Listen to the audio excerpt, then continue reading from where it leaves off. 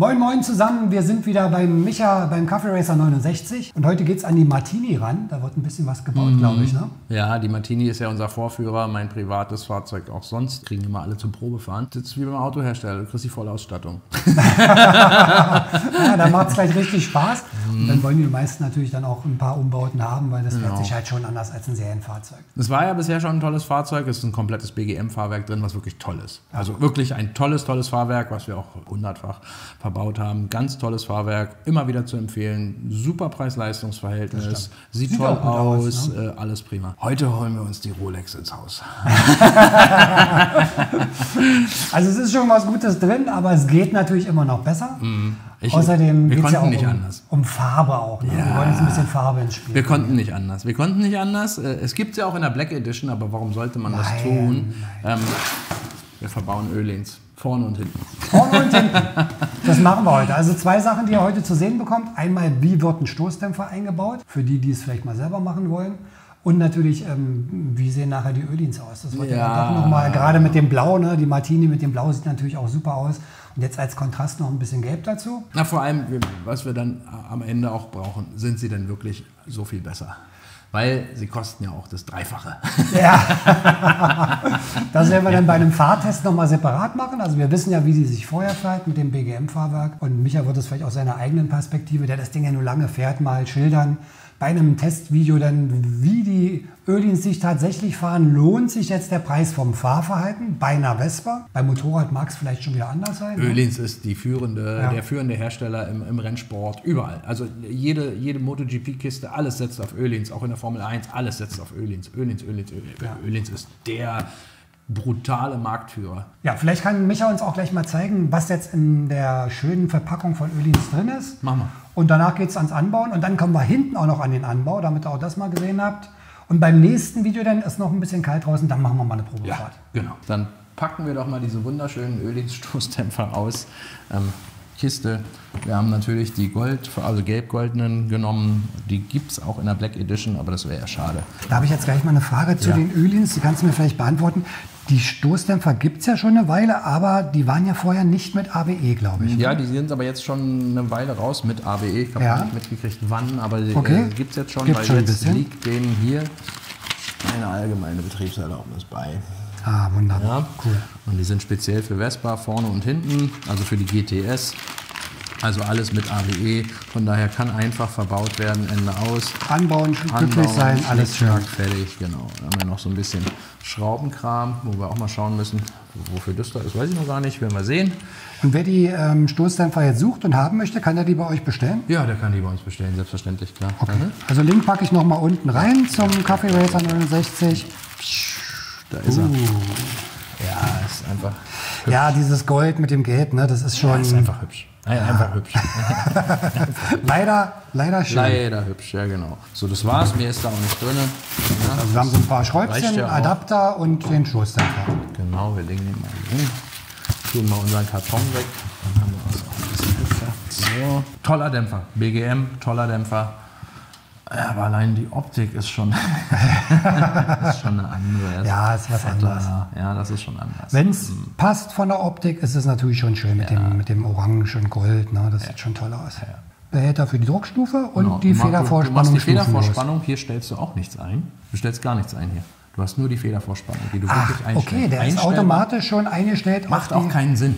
Du lässt die maximal, also die sind für ein durchschnittliches Fahrergewicht von 80 Kilo, da ist auch 70 erfasst und 60 erfasst, da ist auch 90 noch erfasst, alles gut. Ansonsten, wenn du sagst, hey, ich bin aber 120 Kilo schwer, dann sagt man das vorher an und die werden wie bei Wilbers entsprechend okay, genau, das wäre jetzt meine Frage gewesen. Kann man also auf sein Gewicht sozusagen anpassen lassen? Kann man sie fertig bestellen, ganz genau. Ehrlicherweise, das ist eine super geile Spielerei. Wirklich ganz, ganz toll, macht auch viel Spaß. Aber set it and forget it, ne? Keiner.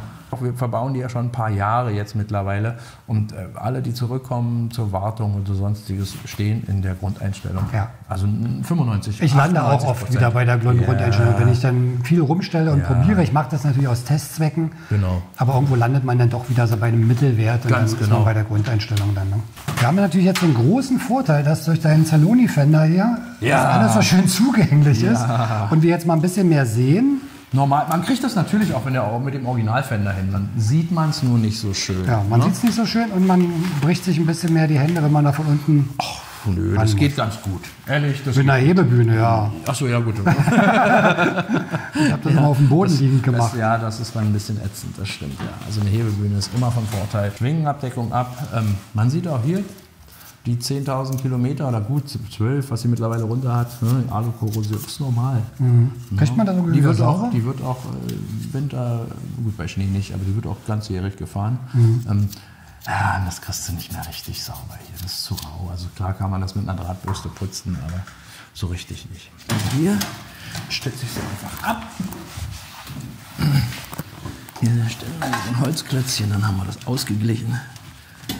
So, fertig. Achso, hier ist natürlich klar. Bedienungsanleitung, wie man das Ding einbaut, ist alles dabei. Wir können es mal kurz rausnehmen alles. So, also die ABE. Die Bedienungsanleitung. Und das Manual. Ja, das Manual. So, dann fangen wir mal an. Wir müssen ja auch gar nicht so tun, als hätten wir es schon 1000-mal gemacht. Wir machen das zum ersten Mal, diese Öldienstdämpfer, und schauen uns das an. Wir haben gerade nochmal in der Bedienungsanleitung genau nachgelesen. Also einstellbar ist, hier wird nichts eingestellt. Ja? Hier wird nur lediglich die Federvorspannung eingestellt. Hier ist alles eingestellt. Gut. So.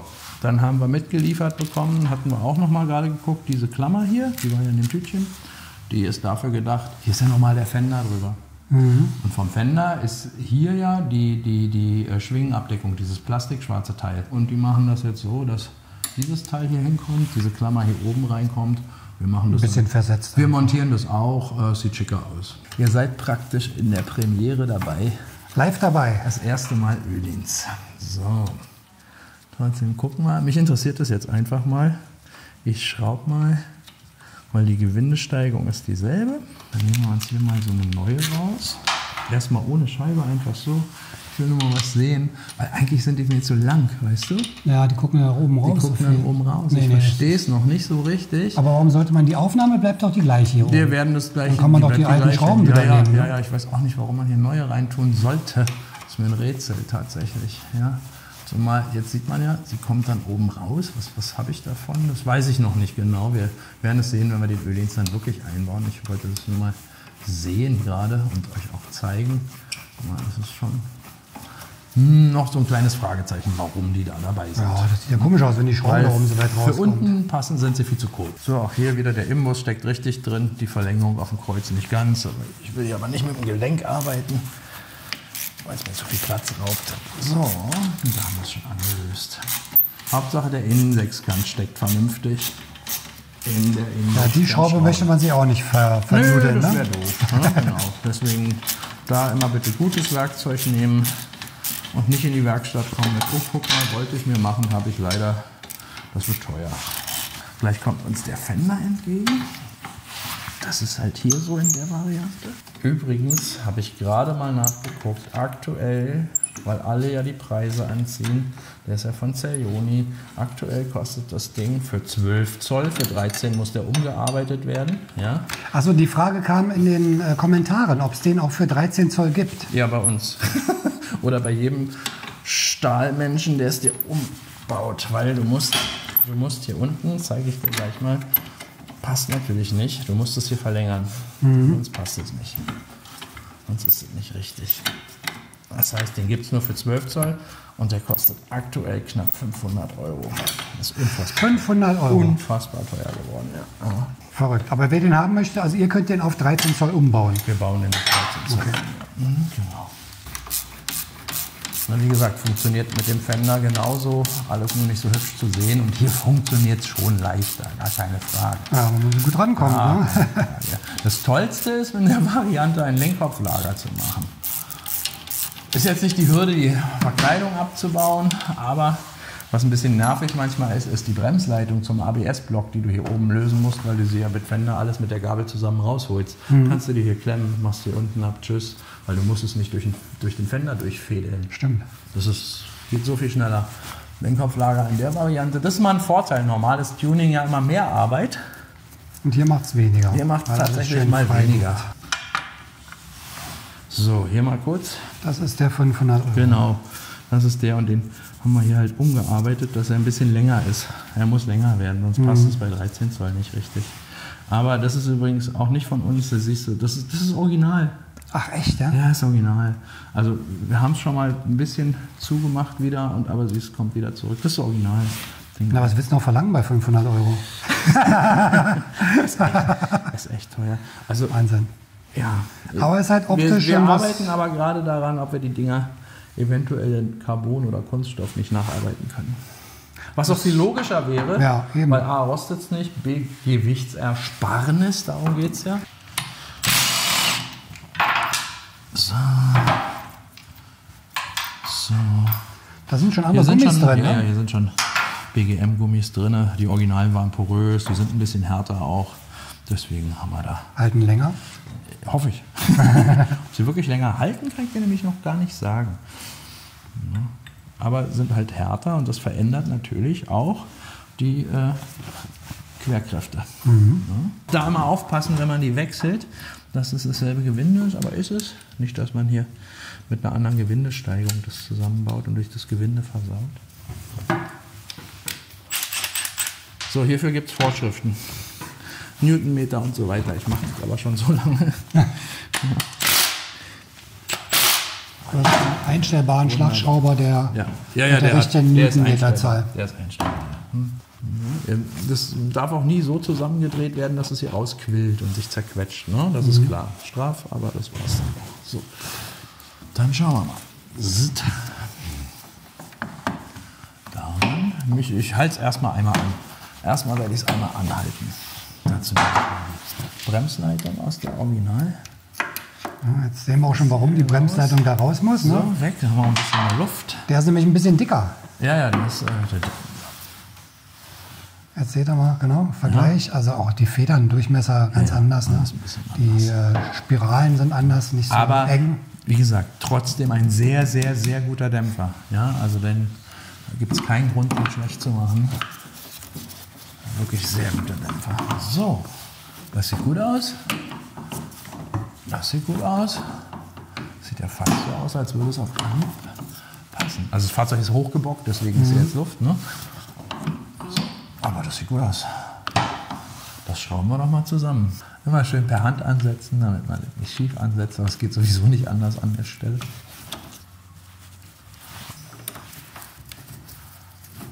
So, ich ziehe die jetzt mal nur so ran, handfest. Nachziehen am Ende. Tipp bei so einer Arbeit, lasst euch nie stören. Nicht jetzt, das Mittag ist fertig oder ey, hier willst du einen Kaffee. Bei so einer Arbeit erst alles festschrauben, dann den Kaffee trinken. Okay. Ja? Ich habe schon so oft erlebt, dass sowas vergessen wurde dann, weil man nach dem Kaffee einfach nicht mehr dran denkt. Jetzt kommt der spannende Part, weil die Aufnahme vorne ist hier dünner als hier. Ja, aber ja, ist interessant. Die ist vorne hinten gleich dick, weil wir haben Jetzt muss der Fender ja wieder ran. Wir haben ja noch einen Fender hier. Ja. So. Also wenn ich nehme ich längere Schrauben, aber es sollte trotzdem reichen. Schwingen. Ich glaube, das ist gut. Bin mir sicher, dass es passt. Das ging aber jetzt relativ einfach. Ne? Manchmal hat man ja unten bei Stoßdämpfern so, dass es dann ein bisschen hakelt und so, aber das. Ach ja, na guck mal, zum einen wunderbar, ne? Es ist immer sinnvoll, sich so einen Scherenheber zuzulegen, wenn man zu Hause selber schrauben möchte. Es ist sinnvoll, sich so einen Scherenheber zuzulegen, weil wir haben ja jetzt über den Scherenheber das genau so eingestellt, dass es da reinpasst. Das ist tatsächlich, macht das am schlimmsten, finde ich persönlich ja die Arbeit. Bei den BGM-Dämpfern gibt es ja noch diese kleinen Plättchen. Die da rein müssen. Ja, die da rein müssen. Manchmal, nicht immer. Ne? Nee, genau. Das muss man nur abwägen, weil es leider so viel Produktionstoleranzen gibt. Manchmal sitzt der gleich straff, manchmal hat er so viel Luft hier unten, dass diese mitgelieferten Aluklammern da rein müssen. Wenn man diese Aluklammern da reinmacht, das sind ja zwei, macht euch bloß nicht die Mühe, die vorne und hinten, sondern legt die auf eine Seite, falls es beide sein müssen. Und trotzdem finde ich das die nervigste Arbeit, diese Aluklammern da drin zusammen. Das ist ein bisschen fummelig eigentlich. Geht auch, alles nicht dramatisch, aber so ein bisschen fummelig ist. Aber ist wunderbar. Man sieht es hier hinten. Ist lang genug. Kommen hinten durch. Passt, alles gut. Genug Gewindegänge drin, passt. Alles gut. Verlängerung darf verkanten, nicht der Innensechskant in der Innensechskantschraube. Oder umgangssprachlich Imbus genannt. So. Das Interessante ist, dass die mehr Kräfte aufnehmen können als die Außen. Ach echt, ja? Ja. Auch hier Drehmoment, hier unten 25 bis 28 ganz grob. Das ist so in etwa Knick, Knack. Also ey, jetzt kommen wieder die Jammerer. Drehmoment, ja, ist richtig. Stimmt absolut. Kann man machen, sollte man vielleicht sogar machen. Ja, als jemand, der es nicht jeden Tag schraubt. Wenn man seit 30 Jahren schraubt, weiß ich, dass das 25 Newtonmeter waren. Das können wir jetzt kontrollieren, das ist so. Das ist spannend. Guck mal, dadurch, dass es dicker ist, normal passt die super hier rein. Ja, kommt man da gar nicht mehr richtig ran, ne? Weil der ein bisschen anders. Durchmesser ein bisschen anders ist. Ne? Ein bisschen aufpassen hier oben, beziehungsweise, ist ja alles nicht dramatisch, wir haben ja auch andere Werkzeuge. Mit dem Werkzeug muss ich ein bisschen mehr Kraft aufwenden, das kenne ich natürlich schon, als mit so einer Knarre. Auch da weiß ich, dass das jetzt in etwa den knappen 30 Newtonmetern entspricht. Das sind dieselben Schlüsselweiten, also Innen-Sechskantweiten wie die Radschrauben. Und bei der Vespa ist es so, alle, die diese Schlüssel, also Innen-Sechskantschlüssel haben, den 6er, 6 mm, wie die Radschrauben, sind alle so um die 25 Newtonmeter. Okay, das kann man sich so super merken. beliebt Ne? mit. Ja? Deswegen passt das. Weißt du, was jetzt hier super passen würde? Weißt du, die gehören ja zusammen jetzt, ne? Die gehören zusammen, aber farblich. Ne? Also wenn du jetzt eine Spieglerbremse hier hättest, die goldene, stell dir mal das vor. Ja. Das ist dann richtig bling bling, oder? Ja, ist es. Ich stehe halt auf Brembo als Marke. Ja, sind ja auch super, ne, die Dinger. Aber von dieses Gold-Eloxierte, von der Spieglerbremse. Also wenn sich das jetzt wiederfinden würde hier unten in der Bremse. Ja, wäre dann noch mehr bling bling. So, hier mal kurz an einem anderen Fahrzeug. Hier seht ihr, um diese Schwingenabdeckung, also das ist eigentlich die Schwingenabdeckung, aber um die hier geht's. Die fehlt bei mir natürlich oder bei dem Umbau und deswegen ist es hier auch ein bisschen anders. Gehen wir zurück zu unserer. Trotzdem kann man hier mal sehen, dass dann normal hier der Halter hinterläuft und so weiter. Das passt jetzt, weil es hier dicker geworden ist an der Stelle und weiter raus steht, ist es hier ein bisschen Kabel man kann das sein. mal, aber es ist nicht schön. So, deswegen haben die diesen Halter mitgeliefert. Aber da es bei mir nun wieder anders ist die mitgelieferte Schraube zu lang, also die stößt hinten an die Gabel. Jetzt kann man die absägen, da schraubt man sich, wenn man sie absägt, dann bitte erst eine Mutter ganz runterschrauben, absägen, dann die Mutter zurückschrauben, weil dann ist euer Gewinde wieder okay. Ja, an der Stelle. Wir machen das ganz anders. Wir nehmen eine schwarze. Die passt hier zwar schön durch, die hat so ein Steg, also ein Steg, ist aus der Innenverkleidung oder von der Nase. Die ist schön kurz, allerdings passt dieses Loch natürlich dann wieder hier nicht. Immer ist ja irgendwas. Irgendwas ist ja immer. Immer. Aber ist jetzt auch, entweder man macht das jetzt so fest, ginge auch. Finde ich jetzt aber nicht ganz so sexy. Also bohren wir das einmal auf. Gucken wir mal, was haben wir hier? Halt, der schöne Ölinsaufkleber, den muss ich mir erstmal sichern. So, dann gucken wir mal, was haben wir hier? 8,5 nehmen. Schauen wir. Hier sind sie schon. Hier sind sie schon. Ja, Entschuldigung. Hier sind sie schon. 8,5. Was sind das denn für Bohrer? Das sind auch von Wirth, das sind ganz hübsche Bohrer, also auch für Werkstattbetrieb, kann man aber auch selber privat kaufen. Mit Weil denen, die vorne so eine. die muss man nicht ankörnen. Ne, normal musst du ja mal auf glatten Untergrund körnst du an auf Metall, damit der, wenn du jetzt hier ein Loch reinbohren willst, dann körnst du das vorher an, damit dein Bohrer nicht rutscht. Wenn du das so machst, dann rutscht er hin und her übertrieben. Die hier sind so geschliffen und geschnitten vorne, dass du die gleich ohne Körnen ansetzen kannst. Sollte man aber auch schon 2-3 Mal gemacht haben vielleicht. Ja? Also generell so eine Arbeit. Jetzt einfach mal aufgebohrt.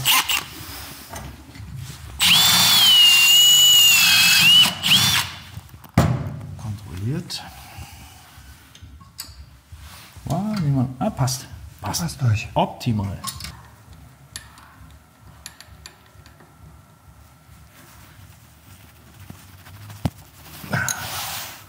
So, fest. Wunderbar. Ja, das sieht aus, ne? Passt ja direkt daran. Ja, passt gut. Und jetzt macht das Ganze auch einen viel schöneren Bogen für diesen neuen massiven, den müssen wir gleich nochmal festschrauben hier, für diesen neuen Dämpfer. Wunderbar. Jetzt geht es hier auch vernünftig rum. Dafür ist es da. Für die Kabelführung. Dafür ist es da, ja. Normal sind die ja hier oben nochmal befestigt. So, kommt die Klappe noch wieder drauf. Fertig. Bam. Weiter geht's. Weiter geht's. So, jetzt kommt der hintere Teil. Jetzt kommt der hintere Teil. Da liegen sie schon die gute Stücke. Können wir uns mal angucken. Ich würde jetzt nicht sagen, für die Kiste lohnt sich die Anschaffung, aber die ist schon schick. Aber Black and Gold. Ja, ja. Macht schon was her. Auch wieder Schrauben dabei. Da haben wir auch wieder Schrauben dabei. Einstellwerkzeug für die Federvorspannung. Das sind neue Schrauben für die Befestigung hinten. Und hier haben wir... Was war das? Nee. Das ist das Aufnahmedreieck auf der linken Seite, was ja in schwarz da ist. Das kannst du dann jetzt auch in Gold. Ja, das machen wir doch wohl auch, Natürlich machen wir das. Ja, auch hier wieder nur Federvorspannung. Es ist so traurig, ne? Dass man das Schöne hier oben alles gar nicht sieht. Ja, das ist ein bisschen schade in dem Fall. Also das ist das Schöne beim Motorrad, da hast du den ganzen Schoß dann, von dem du siehst, und wir sehen bloß unten ein bisschen orange. Absolut. Wir fangen mal an, das auseinanderzunehmen. Wir nehmen erst die Verkleidung hier oben weg, weil darunter sind ja die Schrauben für den Stoßdämpfer. Das ist ein T30. Der passt witzigerweise auch in die, natürlich dasselbe, In die Inbus. in die 6er Inbus-Dinger. So. Den habe ich auch, der ist gut, der kleine. Ja, ja, super.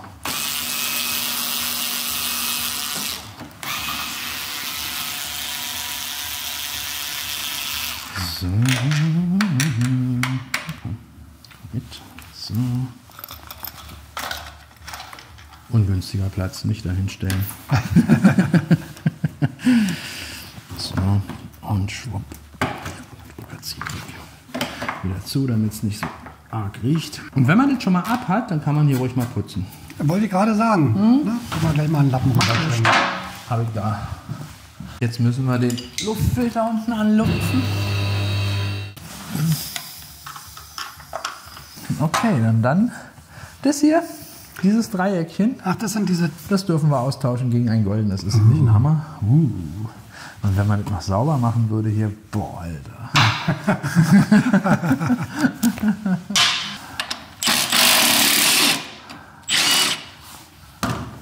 So, hier hinten ist eine selbstsichernde Mutter, die kann man gerne mal erneuern.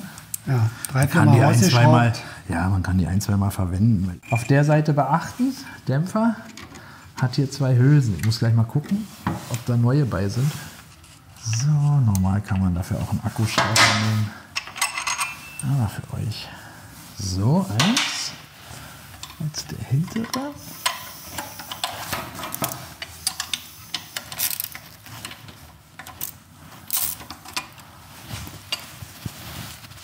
Alter, die war ja auch noch nie gelöst. Warum soll man die lösen?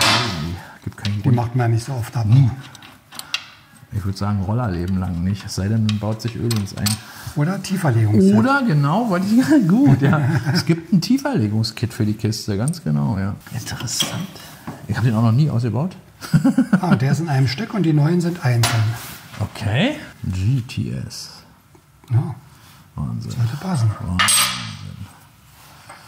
Also ist das Ding ja dann so hier ran. Boah, es hat schon was. Hat schon Kannst du den Luftfilterbehälter nicht einfach ablassen, damit man die Wir wenigstens lassen schnell den so sieht? oben hängen. So. Wunderbar. Einmal. Und dann haben wir hier. Schning. Ja, wunderbar. Zweimal. Also Kleinigkeiten ausmachen, ne? Sieht schon Ja. sehr schick aus. Sehr schick. Es ist nur ein Scheißhalter, aber es sieht toll aus. Wahnsinn. Kleine Details, aber machen viel aus.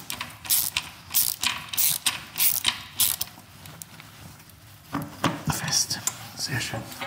So, das haben wir schon mal fest. Und auch die Schrauben wieder schön sauber. Vor allem sind das richtige Stahlschrauben, ne? Das ist eine Gussschraube. Ist cool. Ja, ist cool. Jetzt nehmen wir mal den Dämpfer raus. So. Und einmal draußen. Schwungs. Unterlegscheibe. So. Schwungs. Dämpfungsgummi. So. Jetzt bin ich mal gespannt. Guck mal, darauf musst du nämlich aufpassen. Guck mal. Das ist nämlich BGM und BGM hat eine andere Mutter hier drauf und eine andere Gewindesteigung, siehst du? Ja. Also wer BGM drin hat, drauf aufpassen. Das ist genauso, wenn ihr von Original aufgeht. Das ist wie bei Original. Original hat ihr diese 1er Gewindesteigung und das ist eine 1,5er Gewindesteigung. Also andere Muttern. Andere Mutter. Sind da bestimmt mit bei, oder? Sind nicht bei. Die sind nicht bei. Nein, sind nicht bei. Braucht es auch nicht, ehrlich gesagt, weil normalerweise wechselt man ja nicht. Es ist BGM, die ein anderes Ach so, okay. Also wenn man von Original wechselt, hast du ja die Originalmuttern. Richtig. Und gut ist. Trotzdem müssen wir die mal kurz runternehmen, weil wir brauchen den Gummi. Fest. So, gut, das ist gut. Das muss nur einmal kurz fest sein. Also besser beide Stoßdämpfer losmachen, dann kriegt man es leichter rein. Ja, genau. So ein Washer auf die Seite hier. Genau, also ich Hast zeige du euch mal sehr hier schön da. gesehen. Die Ausnehmung des Stoßdämpfers ist hier an der rechten Seite und an der rechten Seite muss dann auch dieser Washer hin, die Unterlegscheibe, diese dickere, die mitgeliefert wird und dann passt es.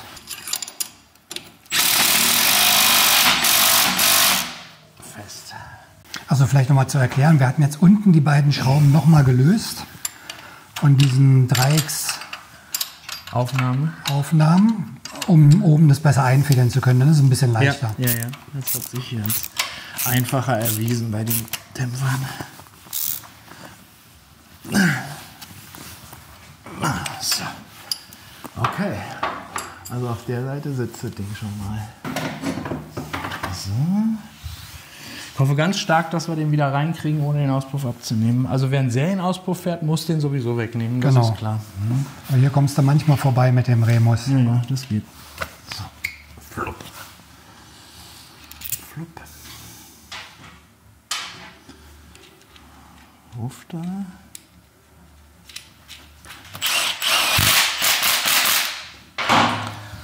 Einmal. Jetzt wird es spannend. Ob wir das, Passt er rein. ja, ob wir den so reinkriegen. So, wir müssen nach außen. Genau, wir müssen ja nach außen. Wir drehen das mal schön so, dass man die KBA sehen kann und Ölitz. Ne? Festschrauben tun wir die gleich oben erst. Jetzt kommt nämlich der etwas aufgeregte Part hier. Puff.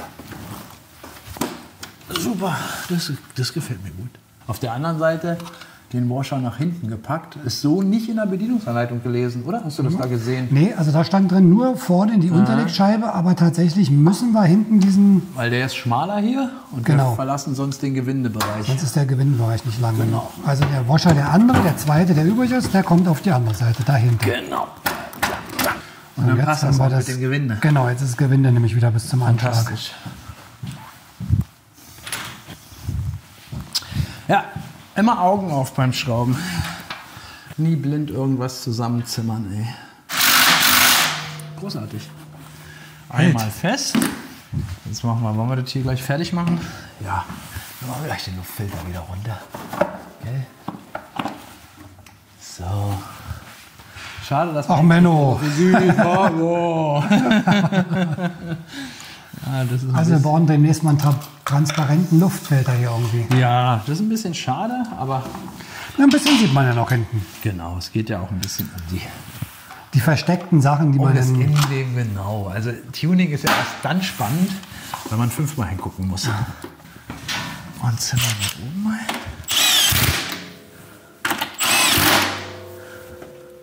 So, hierbei, auch hier, entscheidend. Kann man natürlich mit einem Maulschlüssel und hier oben ist zum Gegenhalten der Stange, also der Stoßdämpferstange, ist hier drin Ein Schraubenzieher. ein Schlitzschraubenzieher, kann man es festziehen. Wichtig hierbei ist, nicht zerquetschen die Gummis, straff müssen sie sein, ja, aber man sieht, Nicht, dass sie man rauswellen. sieht ja, wenn die so aufquillen. Ne? Ja, genau. Und dann sollten die gleichmäßig angeschraubt sein, ganz grob. 1,6. 1,6, so auf die Macht passt. Ja, Auf einen ist so. Millimeter. Ja, passt, halt gut. Aber darauf bitte achten, das habe ich auch schon gesehen, manchmal ist der eine hier oben oder viel tiefer als der. Bei dem Fahrzeug macht das nichts. Ja, Bei einer aber- Vespa erlebt man da keinen Unterschied, glaube ich. Von oben sieht es auch schön aus, ne? Wenn man von hier so rein. So sieht's geil aus, ja. Ha? Das Das ist hat doch was. einfach das offen hier. Bam! Setzt du dich so rauf. Ohne Sitzbank. Mal. Was soll denn der Scheiß? Sei mal nicht so ein Lappen. 1, immer erst ansetzen. Also wenn man mit Akku und allem Immer erst, so wenn er schön, drin ist, ja. so schön sich das damit arbeitet, aber tut euch alle selber einen Gefallen, setzt den Quatsch 2 Umdrehungen an. Weil diese Akkugeräte schrauben durch. Ja. Denen ist egal, ob das schief ist. Ja, einmal angesetzt und alle Dann hat man ein zweites Gewinde. So, und jetzt nehmen wir natürlich gerne den mit. So.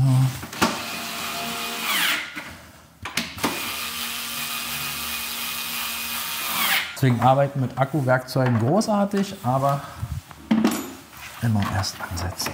So, Schrums. Schrums.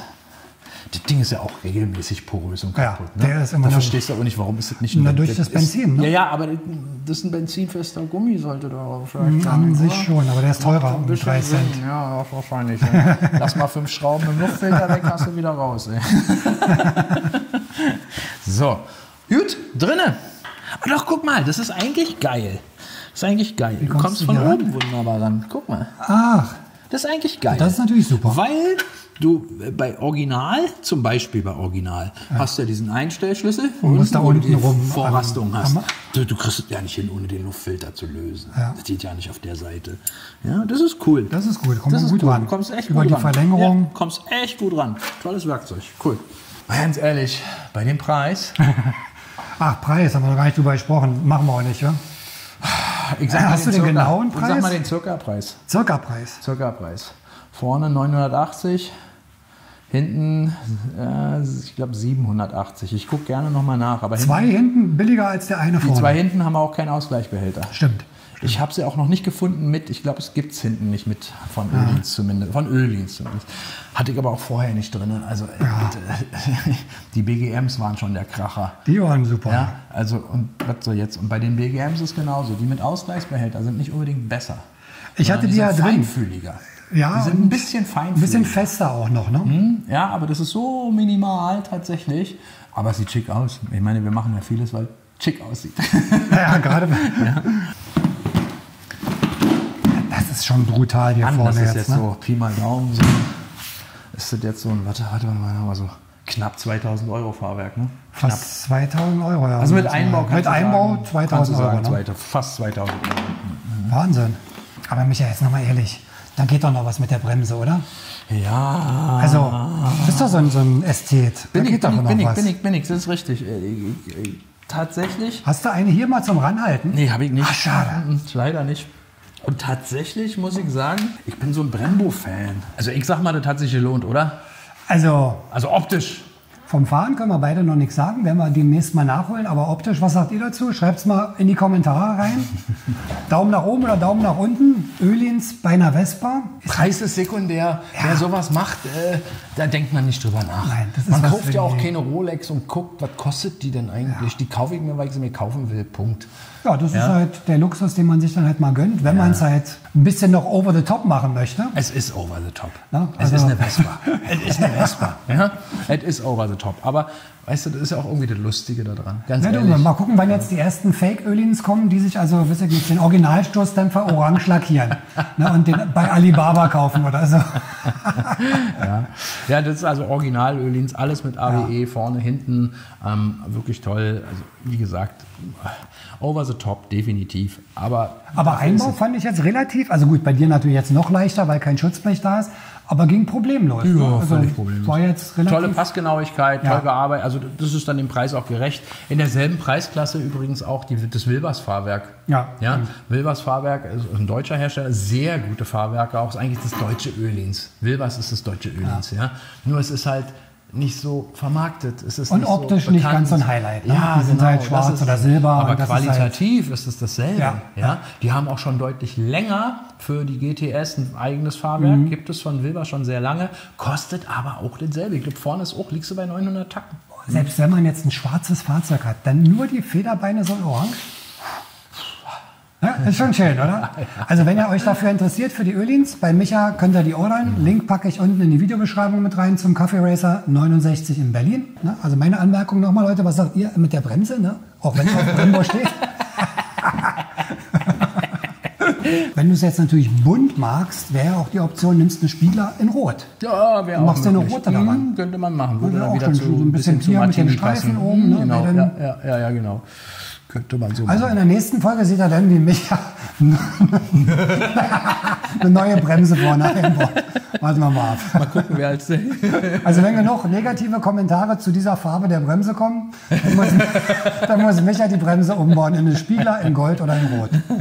Damit wir das uns auch mal angucken können. Ja, genau. Ja, müssten wir eigentlich mal machen, ja. Ja, ich hoffe, das Video hat euch gefallen heute von Micha mit dem Anbau. Wenn ja, dann wie immer gerne einen Daumen nach oben hinterlassen, auch den Kanal abonnieren, wäre natürlich super. Und wenn ihr fahrt, fahrt vorsichtig. Wir verabschieden uns für heute. Genau. Sehen uns dann nächste Woche wahrscheinlich, wie Alles immer. klar. Macht's gut. Bis dahin. Bis dann und ciao. Ciao.